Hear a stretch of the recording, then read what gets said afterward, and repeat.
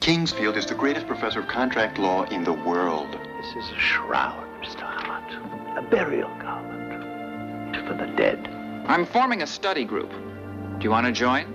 Yeah, sure. I'd be interested. You're talking to yourself, aren't you? I noticed a lot of law students end up talking to themselves. Hart, which do you want? Contracts. I think that is a big mistake. I have to have a true Socratic dialogue with you. We're off to a very poor start.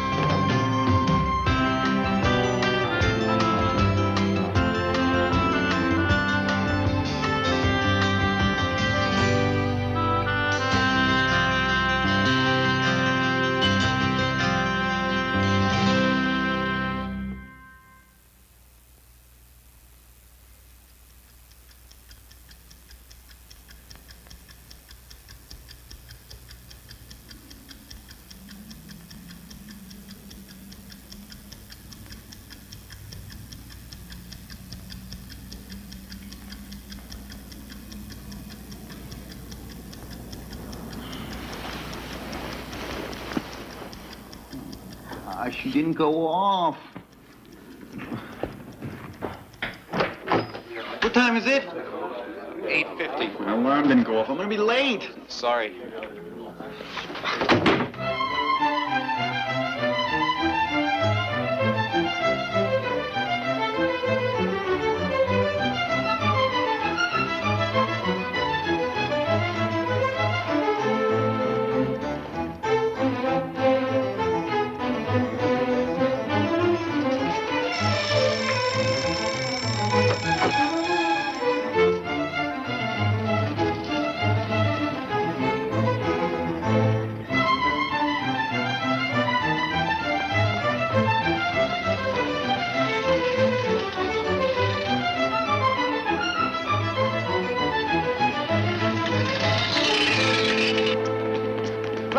Kingsfield contract law class. You know where it is? Yeah, it's down the hall, third door on your left. You're late. If Kingfield's in the classroom already, you'd better not go in.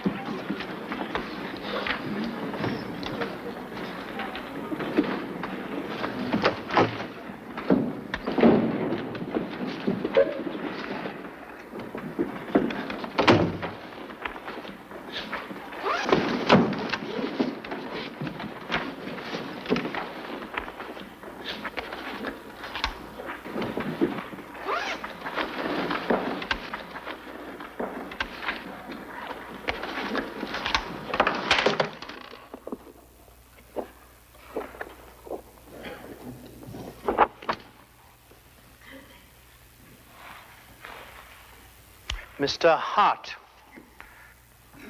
you recite the facts of the case of Hawkins versus McGee.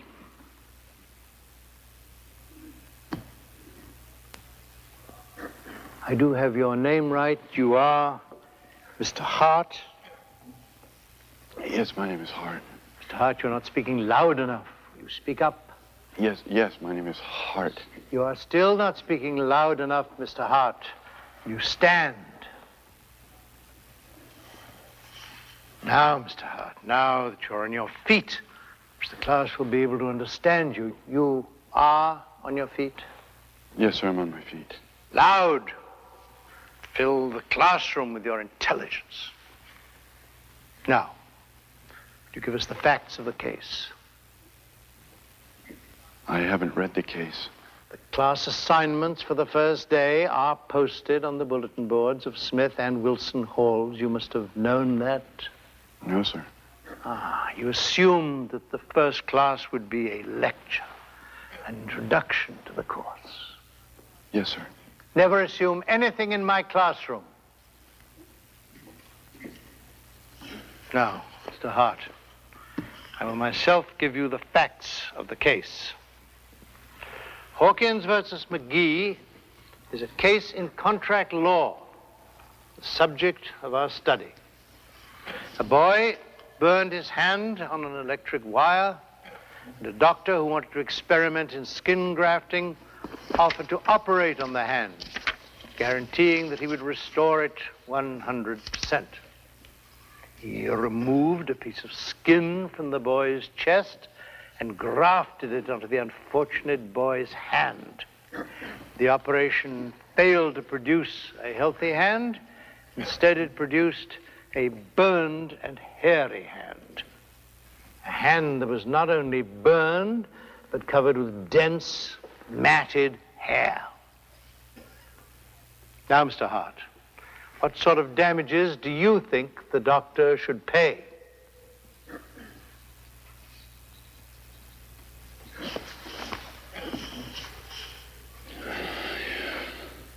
All right. Let's start again. What did the doctor promise? There was a promise to fix the hand back the way it was before it was burned, to make it normal again. And the result of the operation?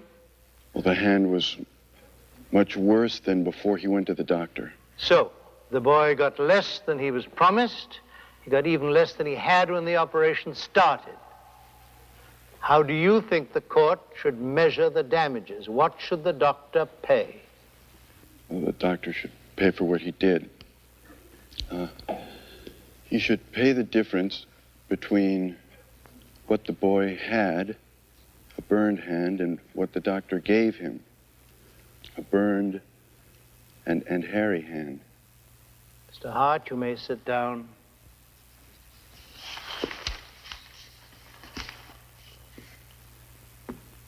You see this?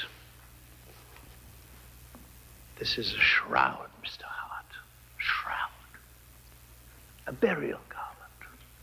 A winding sheet for the dead. This is for you, Mr. Hart. The late Mr. Hart. And now, Mr. Pruitt.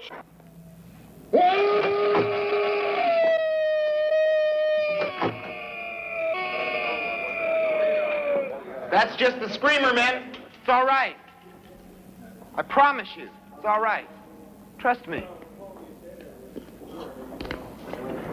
Nobody's ever seen him. Not that I know of. But he's been screaming since I first came. For 3 years now. You never know when he's gonna do it. Maybe in the day, in the night. He screams and screams, and he runs away. The story is it was Kingsfield that drove him mad. Of course, Big K has driven a lot of lawyers mad in the 40 years since he's been teaching here. I heard he ripped up a 1L so bad this morning that the kid lost his breakfast. That's true, that was me. Hardly a propitious start. Well, I guess I've covered everything I'm supposed to tell you about the dorm. There's intramural football and basketball, if you have the time. Where's the pool? It's across the square. You a swimmer? I just find that I study better if I get a little bit of exercise sometime during the day. Helps me relax. There's a full-time psychiatrist for just the law school, if you have any trouble. Story is they hired a psychiatrist same year they hired Kingsfield. Yeah, suicide rate rose 20%. What'd he do? Shroud you? Yeah, how'd you know? He shrouds someone every year, first day in his class. What does it mean? It means you're dead. As far as he's concerned. You don't exist. He'll never call on you again. One more thing. All that stuff about grades is true. If Got to work like hell. Try getting a job when you get out. You don't make the grades now. That clock is wrong. What? What time is it? I got exactly 5:45. Oh, shoot, I'm late for work. Remember, I'm here to answer your questions, Hart. My room is right down by the elevator. Sorry about the shrouding. That's the worst thing that could happen in this class. Ciao. Yay. Now you listen. You take the tomato sauce and you spread it on nice and even. You practice, you know how. Now you take Ordering 2 anchovy, 1 spaghetti with meat sauce, 1 spaghetti with marinara. 2 anchovy, 1 spaghetti meat sauce, 1 marinara. Right. I'll make the pizza this time. You come in here and show Hart how to make the spaghetti. So he shrouded you, huh? Come on, first day of class. Who told you? Oh, I just overheard some students over there talking. Okay, now look. Here, come on. The spaghetti here is partially cooked. You know, we cook it early on the hard side of al dente, you know? Anyway, so you take 2 handfuls, enough for 2 servings, and you drop them in the boiling water just to get them to kind of cook a little bit through and through, all right? Hey, am I talking to myself? I mean, I'm wasting my time. I mean, I know how to cook spaghetti. What did they say exactly? Oh, just, there he is. What's his name? Oh, thank goodness that didn't happen to me. Poor guy really should have been prepared. You know, stuff like that. Okay, now, when the spaghetti is done, it only takes a few seconds. You have to drain it, and then you put it on a plate. Would you get me a plate? Okay. 2 plates. Right. Now, the sauces are over here. There's meat sauce, marinara sauce. 2 ladles on each serving, okay? Hart, come on, you do it, okay?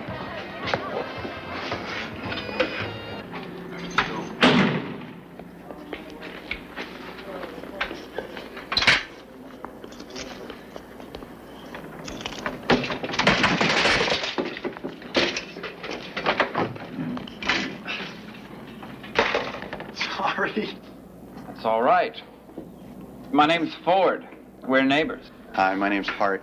Yeah, I know. I was in Kingsfield's class this morning.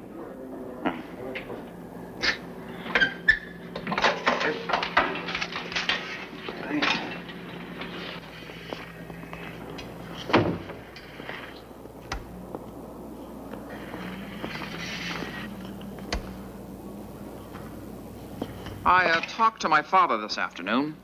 He says Kingsfield shrouds a student every year and has been as long as anybody can remember. So I've been told. Thanks. Your parents? Yes. Your father a lawyer? No, Dad's a farmer. Your girl? Mm-hmm. Nice. Serious? Maybe. After I pass the bar. Yeah. My father says more law students have been done in by women in the first 2 years than anything else. I'm forming a study group. Do you want to join? What do you mean, a study group? It's a device, a tool. Groups of first-year students get together at least once a week. They review the classwork, the case books. They make outlines and share them with the rest of the group. It helps at exam time. You interested? It's not against the law, is it? Against the rules of the school, I mean. On the contrary, it's encouraged. You just think about it. I'm going to take my time selecting the students I want in my group. I want fresh, eager minds. You're the first one I've asked. Are you sure you want someone who was shrouded the first day of class in your study group? I have a hunch about you. And I'm smart enough to trust my hunches. After all, I am a genius. I have an IQ of 190. I'll join. Want to go get a beer? No, thanks. I've got to study. Want some pizza? Oh, thanks. Hey, don't push yourself too hard. It's the first day of school. I've got criminal law first thing tomorrow morning. Well, so do I. But the rest of the professors are pussycats compared to Kingsville. You want some advice? About? Try to get out of his class. Take contracts from someone else, from one of the younger ones. Kingsfield is the greatest professor of contract law in the world. Yeah. But he's never going to call on you again. We'll see. I'm not going to take being dead lying down.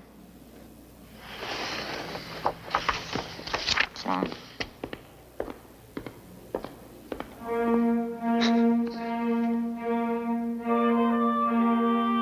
All right.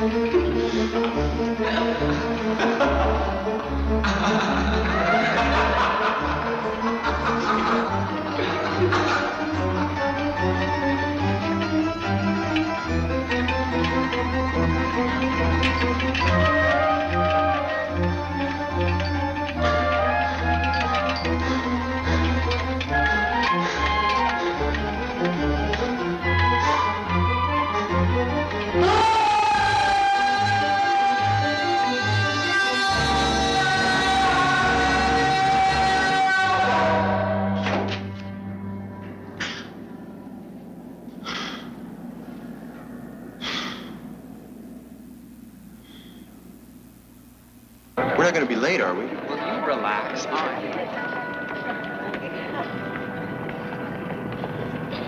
This course I'm teaching in criminal law includes a lot of things. Consideration of vital constitutional issues, including self-incrimination, search and seizure, wiretapping. I'll do a lot of talking about that because I was part of the free speech movement. Coerced confessions, right to counsel. Hello. Hart. Hi. This is Linda O'Connor and Willis Bell. This is Hart. Hi. Hi. 2 more hunches for the study group. Sit, please. Sit. I'm going to get some coffee and something to eat. Anybody else want something? Coffee, black. Yeah, me too, Bell. Actually, Bell's not much of a hunch. My father and his father are friends. My father was his father's lawyer, big real estate firm. And his father called my father and asked if I wouldn't do the boy a favor, help him out, keep an eye on him, put him in my group. Well, naturally, I said yes. Like to keep my father happy. However, Linda here is a total hunch. Just like you, Hart. A total hunch. I'm not quite convinced that I'll need a study group. And if the meetings are not really helpful, I've warned Ford that I won't stay. We need it for decorative purposes, if nothing else. I couldn't agree with you more. Being the only woman in the group so far, I have to warn you guys that it's strictly a study situation. Hands off. No playing around. No bedroom eyes across the table. No relationships at all. Trying to have a relationship and go to law school is next to impossible. One can have a relationship without the relationship getting serious, Linda. Maybe one can, but I can't. I know myself. And don't call me Linda. Call me O'Connor. Here's your coffee, O'Connor, and some cherry cheese Danish I couldn't resist. Uh-oh. Look who just walked in. Kingsfield, and one of the justices from the Supreme Court. I can't remember his name, but I know...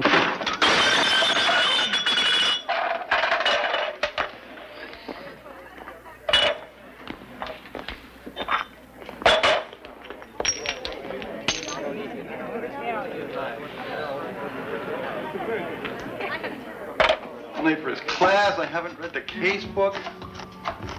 I knock trays of Danish and coffee out of people's hands when he walks through the room with the justice of the Supreme Court. Everything I do is wrong. I'm just... It's so unlike me. If you put a piece of lemon under your upper lip, the onions won't make you cry. And the thing about it is, he's the reason I decided to come east to go to school here. I mean, I could have stayed in Minnesota, go to law school there, but I got interested in the law. I started reading books and articles and following his career in the government, and I wanted him to teach me, I mean, it's like he's the great guru of contract law, This lemon doesn't seem to work. That's all right. We ought to have enough onions anyway. All right, you two. The restaurant is open and we got some customers. To your posts.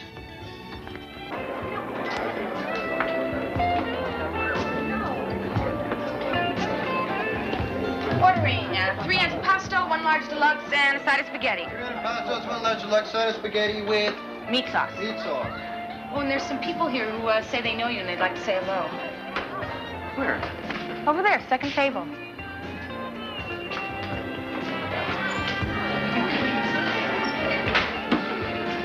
Well, you look very sharp. O'Connor, Bell. And this is Anderson. Anderson, this is... Yes, I recognize him. The late Mr. Hart. Anderson is from New York. He's going to join the study group. I've weighed the advantages and disadvantages and have decided to give it a try. Any study aid that's been in existence that long must have some merit. Susu, come and meet some of my fellow law students. This is Susu.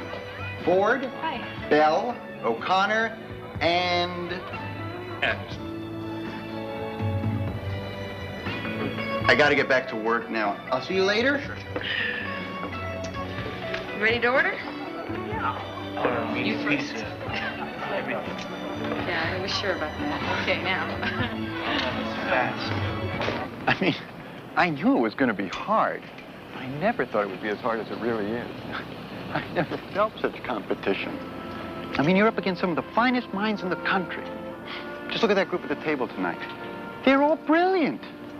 I sit in those classrooms and I look around and I think, well, he'll probably end up on the Supreme Court. She'll probably be running Wall Street. He might even be president. She might even be president. There's such a sense of power. You know what I mean? Of course I know what you mean. You walk down the halls, past the classrooms, and you know that behind those doors, minds are being formed to run the world. God help us all. What? Nothing. Well, this is where I live. Right there, first floor. Hey, would you like to come in? I know it's late and everything, but, you know, it takes me like a few hours to unwind. And I could give you wine or beer, whatever you want. Well, I would like to. Well, yeah? Come on, then. But But what? I have Kingsfield tomorrow morning at 9 o'clock and Torts in the afternoon at 2. I've got to study. I mean, you never know. He might change his mind and call on me. You know, I've got to get him to call on me. Thanks anyway. Good night, Hart. Susu, don't be mad. You're not mad at me, are you?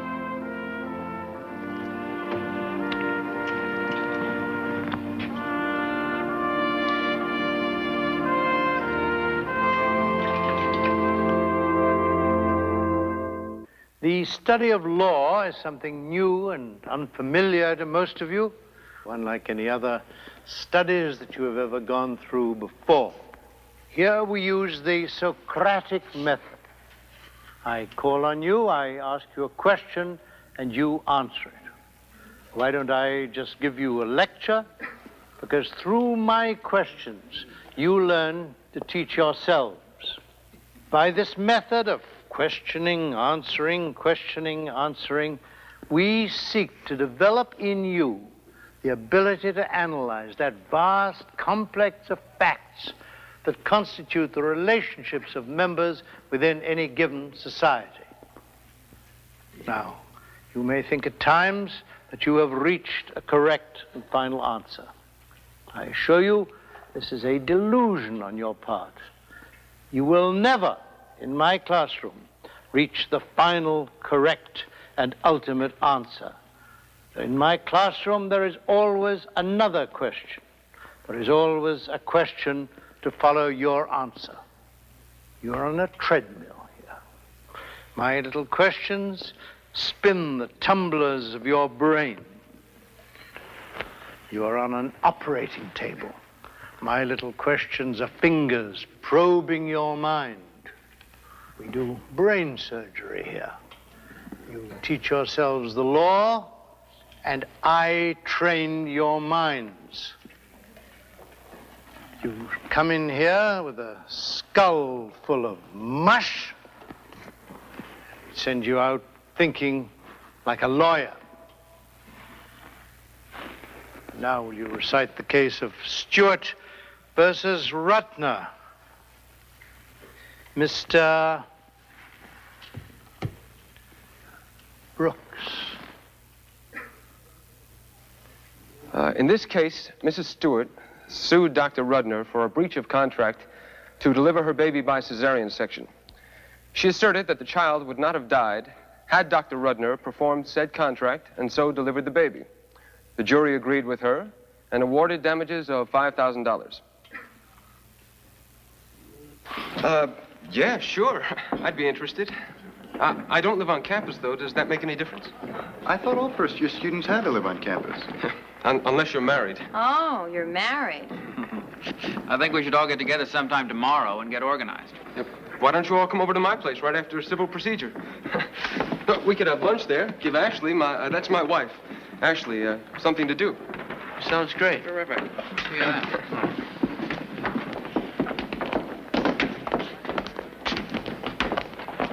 You all right? I was prepared. Yeah. I saw you with your hand up in the air. He looked directly at me, saw I was prepared, and called on someone else. Don't think about it. I mean, there's nothing you can do.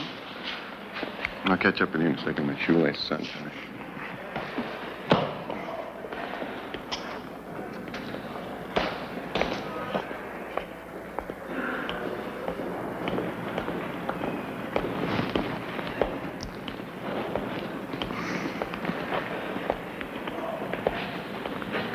Everywhere.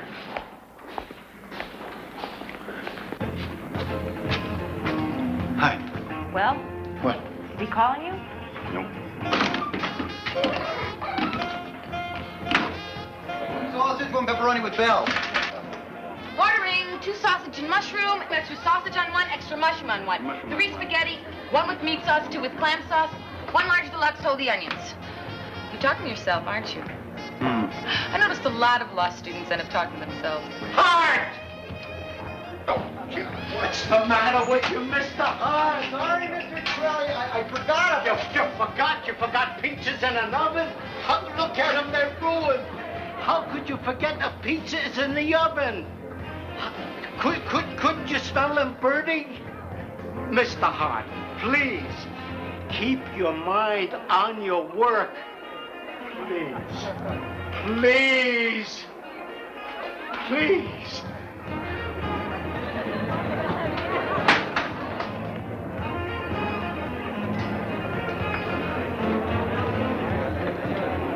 What's the address? 10307, apartment number 3. Theater. Hey. Mr. Brooks is very well-to-do. Yeah, I had a hunch about him. Living in a lousy dormitory. Well, now, Belle. Wonder who has the money. Probably Ashley.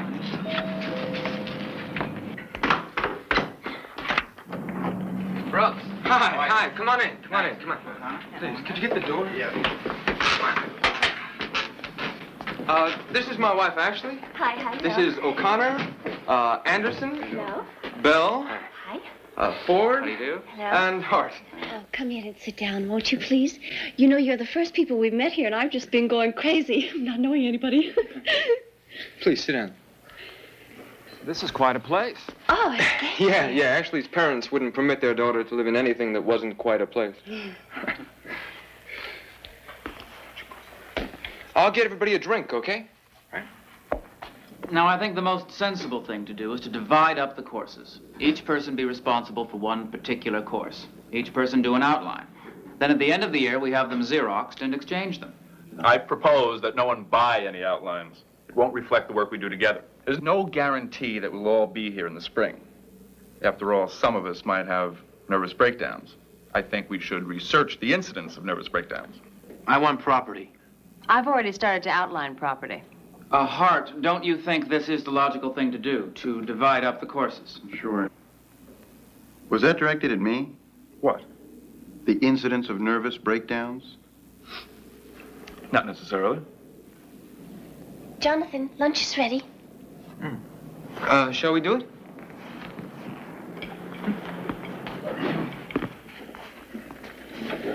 Okay, how are we going to divide up the courses? We've divided them. I'm taking property. I think we should talk about who gets which course. Maybe we should draw lots. Like I said, I've already started to outline property. Forget it, Blondie. Listen, Belle. Watch it, fatty. Fatty? Belle, try to think of this in terms of maximum utility. Treat all your courses as of equal importance. They're not equal. My father is in real estate. He wants me to take property. That's going to be my field. Oh, well, that's different. Go ahead and take property. If it's that important, you'll do a better job. I can outline something else. Well, I hope you all like lobster bisque.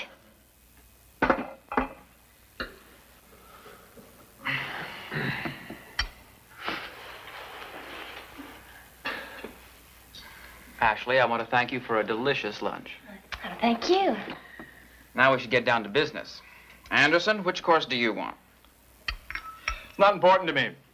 I've already made out a studying schedule to the end of the year, dividing my time equally among all my courses. I'll outline anything. Shall we have some more cookies? I made them myself. Chocolate, coconut. Oh, thank you. Thanks. Brooks? Oh, I don't know. I don't know which course I'd be best at. Jonathan will be best at any course he takes. I don't care which course I take, just as long as it's not contracts. I hate Kingsfield. Hart, which do you want? Contracts. I think that is a big mistake. What do you mean? What do I mean? Yeah, what do you mean a big mistake? He shrouded you, Hart. So what? You're dead in his class. He doesn't intend to call on you. Don't tell me being shrouded won't affect your work. Listen, fellows, why don't we just draw lots for Kingsfield's class? I mean, that is the roughest course of... I want it. I want contract law. I said it's a big mistake. Calm down, Anderson. I won't calm down. We're not in kindergarten. This is a law school. And every person in this study group has an obligation to the rest of us. We're making a contract here. You give me something, I give you something in return. Every one of us must be working 100%. How can he work when he's dead? I don't trust him with a contract outline. That's the most important outline we have. How can he do his best work when the professor won't even call on him? All right, Anderson, all right. No, it's not all right. All right, No. stop it, you guys. No, it's all right. I don't blame him. I got to do something about it. I'm going to go talk to Kingsfield. What? I'm going to go talk to him and try to convince him to unshroud me. My father says, as far as he knows, Kingsfield has never unshrouded anybody. Maybe no one's ever tried. I'll see you all later. You're going to go see him right now? Right now. Thank you very much for lunch. Don't bother to show me out. I'm on my way to the door.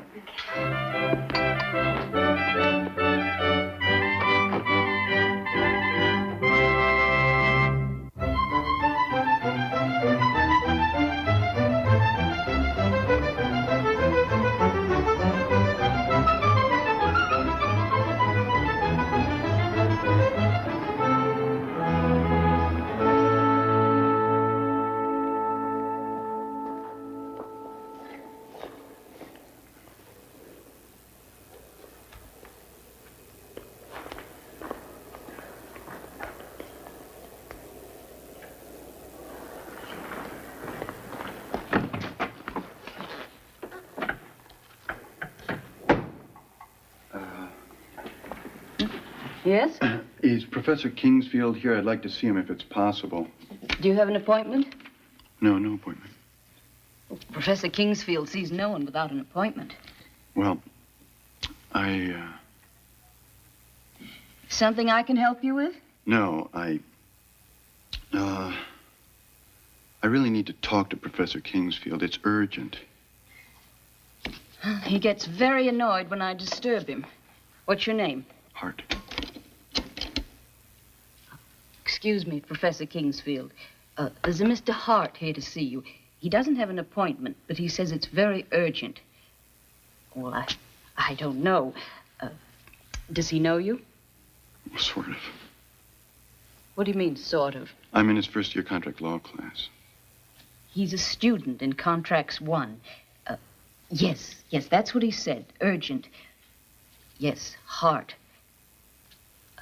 How do you spell it? H-A-R-T. H-A-R-T. Yes. Very good. If you care to wait, he'll fit you in between his scheduled appointments. Well, I have to be at work at 6 o'clock. Oh, I don't know how long it'll be.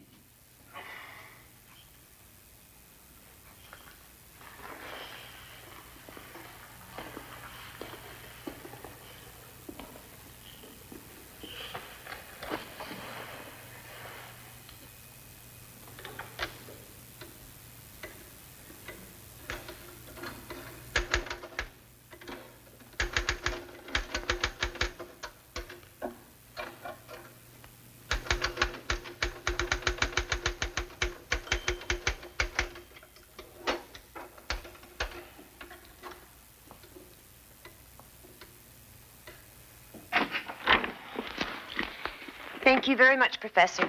Goodbye, Mrs. Wilson. Yes? Well, Mr. Shukri from Bombay is here. Mr. Hart is still waiting. Mr. Shukri, your appointment's at 5? Yes, 1 minute to 5. Very well. You may go in now, Mr. Hart.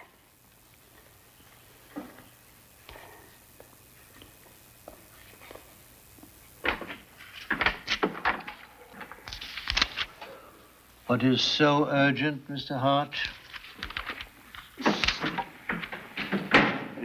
Yes, yes. You must know why I'm here. I have the faintest idea. One of the reasons I came to this law school was to study with you. Yes. There is no doubt you have the greatest legal mind in the country. You get to the point. I know I have a skull full of mush. Will you get to the point? I think you're being unfair. Mr. Hart, will you stop beating about the bush? I have to have a true Socratic dialogue with you. We're off to a very poor start. But how can I have a dialogue with you if you won't call on me? My name's Hart. Hart, don't you recognize me?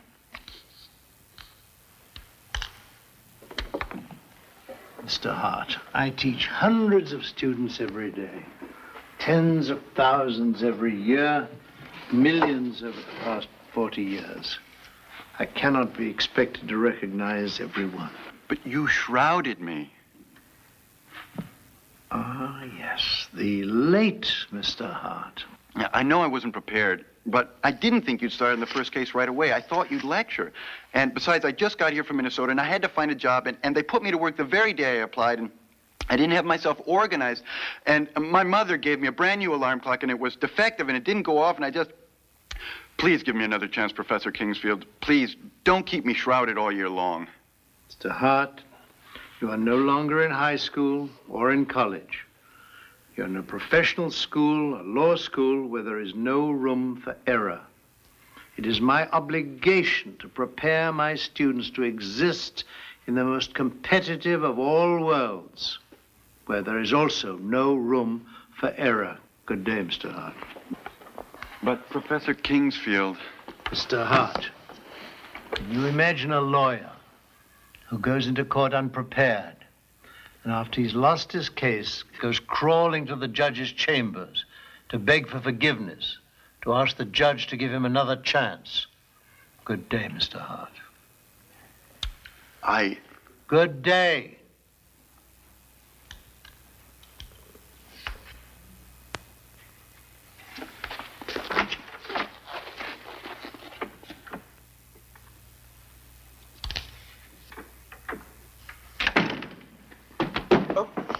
You may go in now, Mr. Shukri.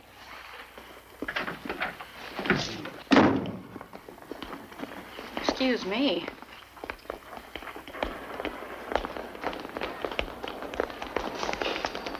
Hey, thanks a lot. Where are you going? Okay, get to the building. Hey, look out. Hey, watch it. Hart, every one of these orders is wrong. I said sausage and mushrooms, not sausage and peppers. Pepper and anchovy, hold the onions. This one's full of onions. The spaghetti is cold. It hasn't even been heated up yet. And would you look at this? This pizza hasn't even been in the oven. Would you get with it?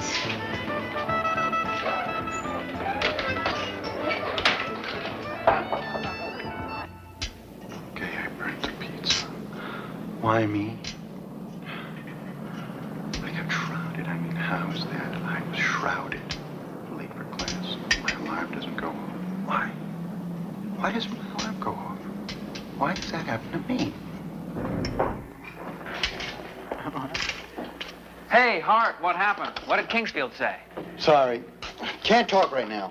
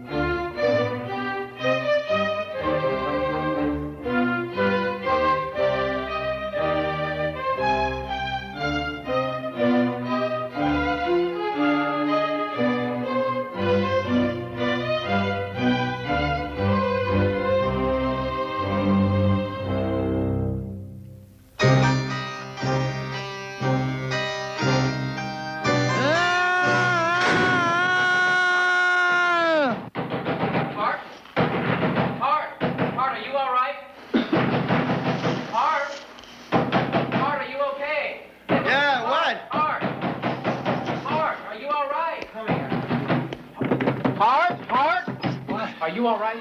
Yeah. I just had a nightmare.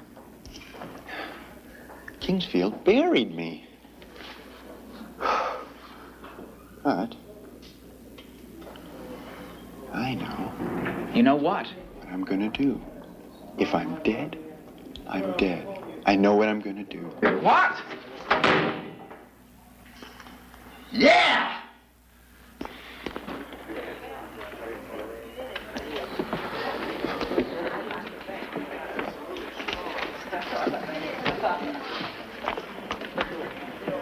Where's Hart? I don't know.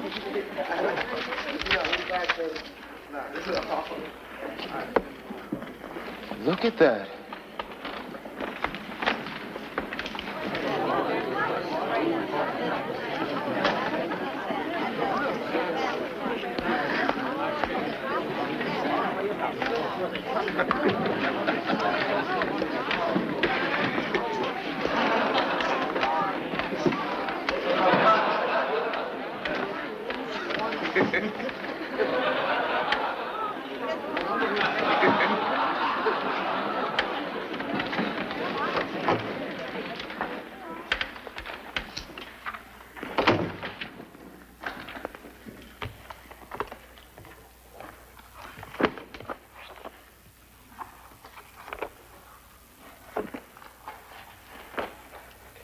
Will you give us the facts?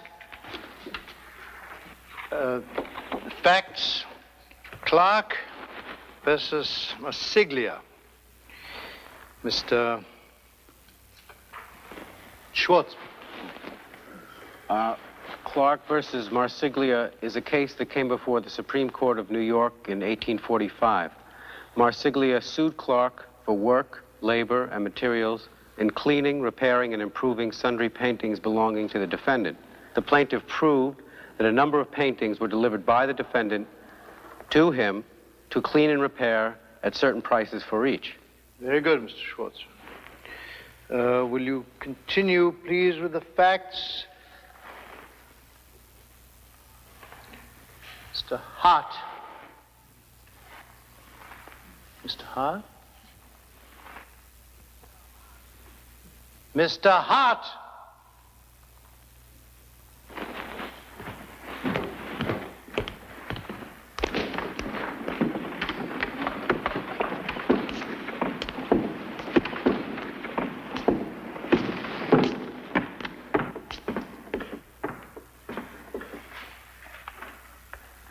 The rest of the facts, Mr. Hart. The paintings were delivered upon 2 occasions. As to the first parcel, for the repairing of which the price was $75, no defense was offered.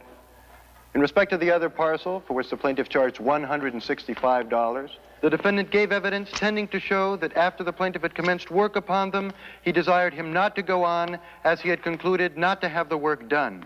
The plaintiff, notwithstanding, finished the cleaning and repairing of the pictures, and claiming to recover for doing the whole and for the materials furnished, insisting that the defendant had no right to countermand the order for which he had given. The defendant's counsel requested the court to charge that he had the right to countermand his instructions for the work, and that the plaintiff could not recover for any work done after such countermand.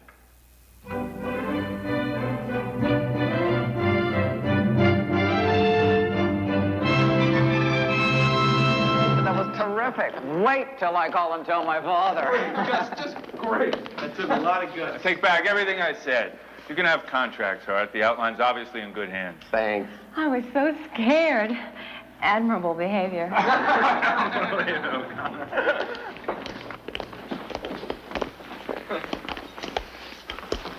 Hold the door, Professor Kingsley. Thanks. So it goes all right, Professor?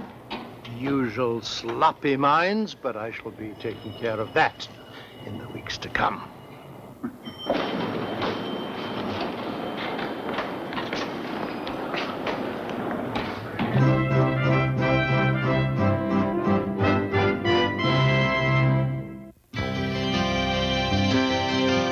The first years are hard years, much more than we know. With good friends to love us, we'll field every blow. stay open to all things, unknown and new. And one day we'll all say, hey, look, we've come through. Hey, look, we've come through. Hey, look, we've come through the first year.